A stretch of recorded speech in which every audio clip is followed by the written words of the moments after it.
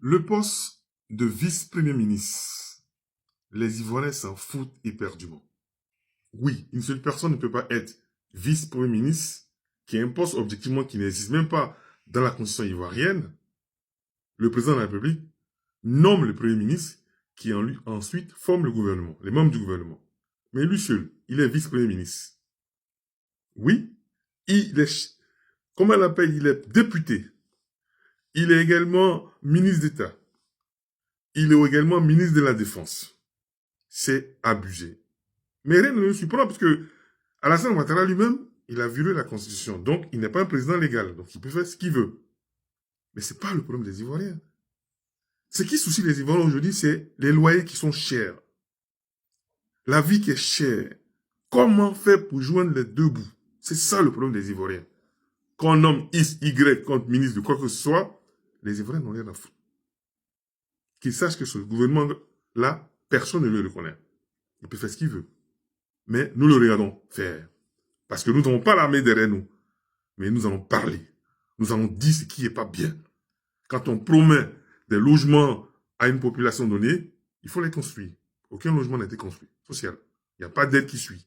C'est de ça que les Ivoiriens parlent tous les jours. La vie sociale est difficile. Dès que tu lèves le petit doigt net, tu es en prison. Heureusement qu'il faut parler. Et nous parlerons tant que nous avons le souffle de vie.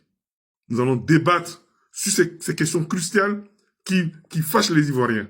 Nous allons crier haut et fort et nous allons dire non, non, non à cette chienlit.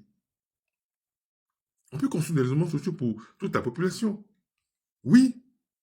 80% dans les pays développés vivent dans les logements sociaux. Ceux qui ont les moyens d'acheter des appartements, ils peuvent les acheter. Voilà. Mais ceux qui n'ont pas les moyens vivent dans les logements sociaux et ils ont des aides d'État.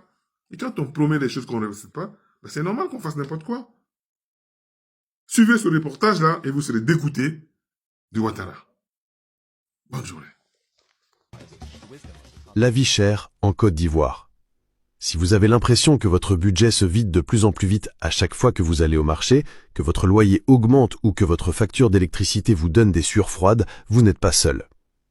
Face à cette grogne qui monte, la question est sur toutes les lèvres. Que fait concrètement le gouvernement? On a analysé pour vous un article très détaillé de Financial Afrique publié aujourd'hui même, le 29 juillet 2025, pour vous apporter des réponses claires. Alors, la première chose que l'article confirme, c'est que les autorités sont bien conscientes du problème. Ce n'est pas juste une impression, c'est une réalité économique.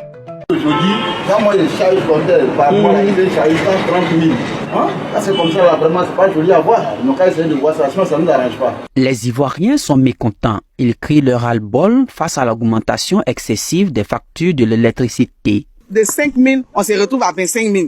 Une soit de 10 ampères, de 10 000, on se retrouve à 50 000. Donc, les barrages de Côte d'Ivoire, là, ça alimente, ça profite à qui? Parce que à ce que je sache là, les barrages là sont en Côte d'Ivoire ici. C'est ici, on fournit au Ghana, on fournit au Mali, on fournit au Burkina, je sais pas quoi. Donc, à quoi ça sert les barrages là? Sinon, on peut pas jouir de ça là. On vit comment? C'est du réel, hein, c'est du réel. Parce que moi qui avais l'habitude de payer les factures de 62 000, 63 000, aujourd'hui je suis à 84 000. Franchement, c'est réel. C'est inadmissible. On nous a volé depuis des décennies et on continue de nous voler. La facture a augmenté là. Les lampadaires sont allumés à 16 heures. Il faut qu'on dise la vérité aux gens. Vraiment, ils n'ont qu'à revoir ça. On a assez nourri les Français. Il faut qu'on pense aussi à nous. En décembre 2023, l'État avait annoncé une hausse de 10% sur les facturations à compter du mois de janvier dernier. Cependant, 4 mois après l'entrée en vigueur de cette mesure, le constat est plutôt alarmant. Les factures de l'électricité ont connu une augmentation drastique, allant au double, voire au triple des anciennes facturations. La population ne peut qu'exprimer son inquiétude. Ils ont dit la facture ici vont augmenter de 10%, mais on voit que c'est plus que 10%, c'est plus que 200% même. On dit, ma facture, avant il payait 15 000 francs, je me retrouve avec une somme de 26 000 francs. Cette histoire-là nous tracasse beaucoup. Et je vis seul. Mais dernièrement, ma facture est venue 85 000. Et j'ai vraiment pas aimé. C'est vraiment déplorable. Cette histoire de 10%, ce n'est plus 10%, nous sommes déjà à 30-40%.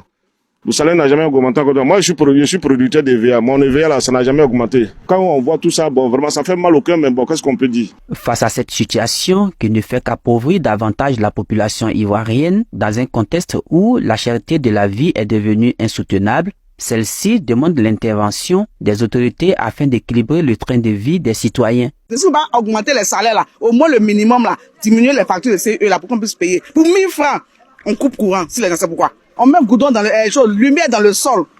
Les jeux de lumière par-ci par-là, ça profite à qui doit payer ça? Vous n'augmentez pas les salaires et puis on doit payer pour vos factures. On est désolé, on a organisé la canne là. On dit non, la canne, on pensait que ça allait changer. Mais toute la lumière qui a été activée, c'est les pauvres là qui vont payer. C'est dû à quoi? Nous, on s'est debout, vous casser et puis vous augmentez les électricités. En tout cas, revoyez ça. Je souhaiterais même qu'on vienne faire les prélèvements, c'est-à-dire que relever les compteurs comme il se doit.